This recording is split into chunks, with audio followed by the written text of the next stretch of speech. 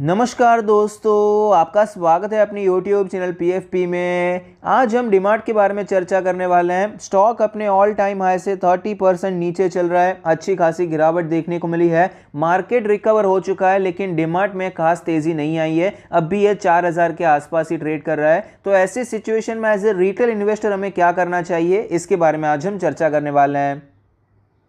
सबसे पहले कंपनी के फंडामेंटल्स पे फोकस करते हैं। सेगमेंट वाइज रेवेन्यू ब्रेकअप के बारे में बात करें तो फूड से 57.4% का रेवेन्यू आता है, नॉन फूड एफएमसीजी से 19.7%, जनरल मर्चेंडाइज एपरल से 22.9%। लोकेशन वाइज ब्रेकअप के बारे में बात करें तो इंडिया से ही 100% का रेवेन्यू आता है। नंबर ऑफ स्टोर्स आप देख सकते हैं, ये लेटेस्ट डेटा है दिसंबर 2021 के हिसाब से 263 स्टोर्स हैं और कंटिन्यूसली कंपनी एक्सपांड करती जा रही है। फंडामेंटल रेशियोज के बारे में बात करें तो ROE 9% है, ROC 12% है, जो कि अपने एवरेजेस से नीचे जा रहे हैं, अच्छी बात नहीं है। नेट प्रॉफिट मार्जिन 4.55% है, ये भी अपने 3 ईयर और 5 ईयर एवरेज के नीचे है। अब यहाँ पर देखेंगे तो 4.5 4.7 कोई बड़ी बात नहीं है, लेकिन ऑलरेडी कंपनी 4-5% के मार्जिन पे ही ट्रेड करती है, काम करती है, तो इसके लिए ये बड़ी बात हो जाती है। अगर मार्जिन 20-25% का होता है तो ठीक है, समझ सकते हैं आधा % कम हो गया। तो यहाँ पर ये जो मार्जिन नीचे जा रहा है, अच्छी बात नहीं है। हम अज्यूम कर सकते हैं कि ये कोविड की वजह से है, क्योंकि लेटेस्ट मतलब FY21 के मार्जिन हैं, तो हम आशा रख सकते हैं कि वापस हमें मार्जिन ऊपर जाते हुए नजर आ सकते हैं। डेट टू इक्विटी के बारे में बात करें, कंपनी पर कोई कर्जा नहीं है, थोड़ा बहुत जो कर्जा था वो भी हमें कम होता हुआ नजर आया है, तो ओवरऑल अच्छी बात है, कर्जा दिखाई नहीं पड़ता है। फाइनेंशियल ट्रेंड के बारे में बात करें तो आप देख पाएंगे बहुत अच्छी ग्रोथ नजर आती है। कोरोना की वजह से ग्रोथ कम हो गई, रेवेन्यू आपको थोड़ा सा नीचे आता हुआ नजर आया, लेकिन कंपनी ने लॉस नहीं किया है, कंपनी आपको फिर भी प्रॉफिटेबली रहती हुई नजर आई है। थोड़ा सा प्रॉफिट कम होता हुआ नजर आया, तो ग्रोथ अच्छी नजर आती है, एक हेल्दी फाइनेंशियल ट्रेंड दिखाई पड़ता है। कंपनी के शेयर होल्डिंग पैटर्न के बारे में बात करें, टोटल प्रमोटर होल्डिंग है 74.99%, जिसमें से कुछ प्लेज नहीं है। सेबी की गाइडलाइंस के हिसाब से प्रमोटर के पास 75% से ज़्यादा की हिस्सेदारी नहीं होनी चाहिए। तो यहाँ पर ये पॉजिटिव नजर आता है कि प्रमोटर्स को पूरा विश्वास है, गाइडलाइंस के हिसाब से जितना मैक्सिमम वो रख सकते हैं उतना इन्होंने रखा है, और बाकी का जो स्टेक है वो भी इंस्टीट्यूशन के पास है। म्यूचुअल फंड 6.23%, अदर DIA 0.5% है, FIS के पास 9.5% है, रिटेल एंड अदर कैटेगरी में 8.8%, जिसमें से जो रिटेल इन्वेस्टर्स होते हैं जिनका इन्वेस्टमेंट 2 लाख से कम का होता है वो तो 3.5% के भी नीचे है। तो शेयर होल्डिंग पैटर्न ओवरऑल अच्छा नजर आता है। एनालिस्ट के रेटिंग के बारे में बात करें, 28 एनालिस्ट ने स्टॉक को कवर किया है, जिसमें से 21% का मानना है कि स्टॉक में खरीदारी करनी चाहिए। हायर साइड पे 77% का अपसाइड है, 7000 से भी ऊपर के टारगेट बताए जा रहे हैं। मीडियन 5% का अपसाइड है, मतलब करंट मार्केट प्राइस के आसपास ही है। लोअर साइड पे 30% की गिरावट बताई जा रही है, 2800 के लेवल्स बताए जा रहे हैं। ये सारे लेवल्स 1 साल के होते हैं, आगे आने वाले 1 साल में ये लेवल्स आ सकते हैं। तो ये क्या लेवल्स अचीव होते हुए नजर आ सकते हैं, नहीं आ सकते, हम चार्ट पर भी डिस्कस करेंगे। 2,57,000 करोड़ की मार्केट कैप है, 173 का PE रेशियो है, तो वैल्यूएशन तो क्लियरली बहुत ज़्यादा महंगा है। इसे हम सिर्फ प्रीमियम वैल्यूएशन नहीं कह सकते, क्लियर कट ओवर वैल्यूएशन देखने को मिल रहा है। लेकिन बात यह है कि जो सुपर मार्ट्स हैं या फिर कोई भी रिटेल चेन चलाने वाली जो कंपनी होती है, वहाँ पर बहुत लोग बड़े स्केल में सक्सेसफुल नहीं हो पाए हैं। कुछ इक्का दुक्का कंपनी होती है जो यहाँ पर सक्सेसफुल हो जाती है, तो उसमें से डीमार्ट है। आप देख पाएंगे फ्यूचर भी सक्सेस यहाँ पर नहीं हो पाया, उसका भी यहाँ पर दिवालिया निकल गया था। तो इसीलिए जनरली ऐसी टाइप्स की कंपनी को एक महंगा वैल्यूएशन मिल जाता है, लेकिन फिर भी ओवर वैल्यूएशन चल रहा है, उसमें कोई डाउट नहीं है। स्टॉक के चार्ट पर हमें क्लियरली पता चलता है कि 2021 में स्टॉक ने बहुत ही अच्छा परफॉर्म किया, कंटिन्यूसली स्टॉक हमें भागता हुआ नजर आया था, और यहाँ पर तो एक बहुत बड़ा जंप देखने को मिला। स्टॉक ऑलमोस्ट 6000 तक पहुँच चुका था, लेकिन वहाँ से गिरावट देखने को मिली, क्योंकि ऑफकोर्स इतनी तेज़ी के बाद ये बड़ा जंप सस्टेनेबल नहीं होता है। कंपनी काफ़ी ज़्यादा ओवर वैल्यूड भी हो चुकी थी, अभी भी ओवर वैल्यूड चल रही है, तो आप सोच सकते हैं 6000 पे कितनी ज़्यादा ओवर वैल्यूड हो गई होगी। तो यहाँ पर हमें गिरावट देखने को मिली, उसके बाद स्लोली करके स्टॉक हमें वीक होता हुआ नजर आया, और फिलहाल ये स्टॉक 4000 के आसपास सपोर्ट लेने की कोशिश कर रहा है, इस 10% की रेंज में कंसोलिडेट करता हुआ नजर आता है। फिलहाल ये स्टॉक 200 डेज के मूविंग एवरेज के ऊपर क्लोज हुआ है, आज ही ऊपर क्लोज हुआ है, पिछले 2-3 दिन से नीचे क्लोज हो रहा था।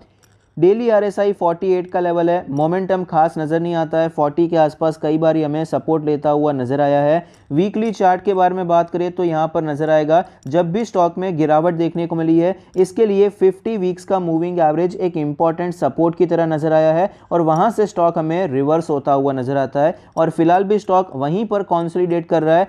ऑलरेडी कुछ महीने हो चुके हैं, 2-3 महीने हो चुके हैं, इसी रेंज में स्टॉक हमें कंसोलिडेट करता हुआ नज़र आया है। वीकली RSI 45 का लेवल है, जो ओवरबॉट कंडीशन थी वो तो अभी खत्म हो चुकी है। 40-45 का रेंज एक large cap blue chip stock के लिए एक अच्छे सपोर्ट की तरह माना जाता है। इंपॉर्टेंट लेवल्स के बारे में बात करें, सबसे पहले रेजिस्टेंस को डिस्कस कर लेते हैं। 4500 का लेवल आप देख पाएंगे रेजिस्टेंस रहा, फिर यहीं से ब्रेकआउट हुआ, सपोर्ट लेके वापस ऊपर गया, यहाँ पर ये होल्ड करने की कोशिश कर रहा था लेकिन एट लास्ट गिरावट हुई, रीटेस्ट करके आपको ये नीचे आता हुआ नजर आया और फिलहाल भी यहीं से हमें ये रिटर्न होता हुआ नजर आया है। तो 4500 का लेवल बहुत बड़ा रेजिस्टेंस है, तो जब तक ये लेवल नहीं टूट जाता है तब तक यहाँ पर शॉर्ट टर्म के लिए पोजीशन बनाने से बचना चाहिए। सपोर्ट के बारे में बात करें, 4000 का लेवल क्लियर कट सपोर्ट है, यहां पर थोड़ा बहुत टाइम स्पेंड किया था, ये इतना इंपॉर्टेंट नहीं है, एक साइकोलॉजिकल लेवल हो जाता है, राउंड ऑफ लेवल हो जाता है और बाकी यहां पर जो बेस बना दिया है ये इंपॉर्टेंट है। यहां पर तो चलिए एक हफ्ता ही ट्रेड किया था, यहां पर आप देख पाएंगे काफी समय से होल्ड करने की कोशिश कर रहा है, तो 4000 भी एक काफी ज्यादा इंपॉर्टेंट लेवल की तरह दिखाई पड़ता है। नेक्स्ट जो सपोर्ट नजर आता है वो 3500 का लेवल है। 3500 क्यों? क्योंकि यहां पर एक राउंड ऑफ लेवल तो ऑफकोर्स हो ही जाता है, बाकी यहां पर थोड़ा बहुत ट्रेड किया था, 2 हफ्ते रेजिस्टेंस लेने के बाद तेजी आई थी, रीटेस्ट करके वापस ऊपर गया था, इस हिसाब से 3500 का लेवल भी एक इंपॉर्टेंट सपोर्ट की तरह नजर आता है। अगर 4000 का लेवल टूट जाता है तो हमें 3500 का लेवल देखने को मिल सकता है, यह हम एक्सपेक्ट कर सकते हैं। तो फिलहाल हमारी रणनीति क्या होनी चाहिए? मेरे हिसाब से करंट मार्केट प्राइस पे आप खरीदने के बारे में सोच सकते हैं। ऐसा मैं क्यों बोल रहा हूं? लॉजिक क्या है? क्योंकि ये सपोर्ट के बहुत नजदीक है, अगर आप खरीदते हैं तो आपका रिस्क रिवॉर्ड रेशियो बहुत ही अच्छा होता है। ऑलरेडी 2-3 महीने निकल चुके हैं, सपोज आप यहां पर एक छोटे रिस्क के साथ एंटर हो जाते हैं और बाय चांस एक आध महीने के बाद ये ब्रेकआउट हो जाता है तो स्टॉक बुलिश हो जाएगा और बाद में स्टॉक हमें वापस ऊपर जाता हुआ नजर आ सकता है। 5000, 5500 ये सारे लेवल्स ओपन हो सकते हैं। तो आप मिड टर्म के लिए पोजिशनल ट्रेडिंग के हिसाब से, जहां पर आपका व्यू होता है 6 महीने से करके 12 महीने, 1 साल, 2 साल, ये भी रख सकते हैं। 1 साल 2 साल शेयर मार्केट में कोई लॉन्ग टर्म नहीं है, ये भी हम मिड टर्म ही कह सकते हैं, पोजिशनली कह सकते हैं। तो अगर आप ऐसा एंटर करना चाहते हैं तो अभी एंटर होने के बारे में सोच सकते हैं। तकरीबन 4100 का प्राइस चल रहा है, आपका जो स्टॉप लॉस हो जाएगा 3950 के आसपास, आप स्टॉप लॉस रखने के बारे में सोच सकते हैं। आपका रिस्क कितना है? 150 रुपए का रिस्क है, लेकिन अगर प्रॉफिट के बारे में बात करें, अगर आप 4500 ही अगर प्रॉफिट भी रखते हैं तो भी आपका 1:2 से ज्यादा रिस्क रिवॉर्ड रेशियो हो जाता है। लेकिन हमारा टारगेट रहेगा 5500 का लेवल, जो हमारा पुराना ऑल टाइम है, इसे हम कंसिडर नहीं करेंगे, यहां पर ज्यादा ट्रेड किया था तो इसे हम कंसिडर कर सकते हैं। तो ये हमारा टारगेट हो जाएगा। अगर 6 महीने 1 साल लगता है तो भी कोई बुरी बात नहीं है, रिस्क छोटा है, आप एंटर करने के बारे में सोच सकते हैं, अपना एनालिसिस कर सकते हैं। लॉन्ग टर्म के बारे में बात करें तो भी एक्यूमुलेट किया जा सकता है, लेकिन वैल्यूएशन ज्यादा है, इसलिए मैं यहां पर भी स्टॉप लॉस लेकर ही काम करना ज्यादा प्रेफर करने वाला हूं। तो इसे आप पोजिशनल रीडिंग भी कह सकते हैं। लॉन्ग टर्म के लिए वैल्यूएशन हमारे साथ रहते हैं तो एक कंफर्ट जोन हो जाता है। तो अब एनालिस्ट ने जो टारगेट बताए थे वो अचीव हो सकते हैं, नहीं हो सकते। लोअर साइड पे 3000 से भी नीचे का लेवल था, तो 1 साल में इतना गिर जाएगा उसके चांसेस कम है, क्योंकि मार्केट वापस स्ट्रांग हो गया है और ये स्टॉक ऑलरेडी करेक्ट ही हुआ है। और यहां पर 3500 का लेवल भी एक इंपॉर्टेंट सपोर्ट हो जाता है।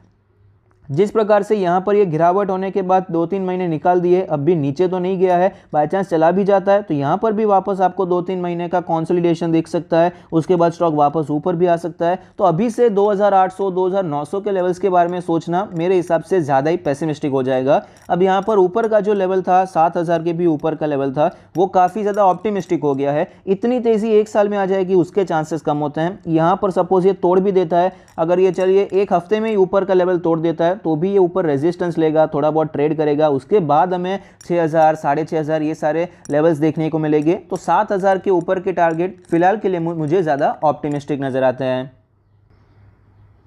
कंपनी के पॉजिटिव्स के बारे में बात करें तो फंडामेंटल्स तो हमें अच्छे नजर आते हैं, ओवरऑल ग्रोथ काफ़ी अच्छी देखने को मिली है, कंपनी कंटिन्यूसली एक्सपांड करती जा रही है, ग्रोथ अच्छी है, DIS का स्टेक भी हमें बढ़ता हुआ नजर आता है, ये कुछ पॉजिटिव्स है। नेगेटिव्स के बारे में बात करें, ओवर वैल्यूएशन चल रहा है, FIA का स्टेक नीचे जा रहा है, most of the analyst bearish है, उसका रीजन भी यही है कि ओवर वैल्यूएशन है, और टेक्निकल्स भी हमें थोड़े बहुत वीक नजर आते हैं। मार्केट ने मोमेंटम कर दिया, निफ्टी ने मोमेंटम कर दिया, अब भी डिमांड आपको थोड़ा बहुत पीछे नजर आता है, उस उस हिसाब से टेक्निकल्स वीक हैं। बाकी अगर आप परफॉर्मेंस थोड़ा सा लंबा देखेंगे, 1 साल का देखेंगे, तो डीमार्ट ने ऑफकोर्स आउट परफॉर्म ही किया है।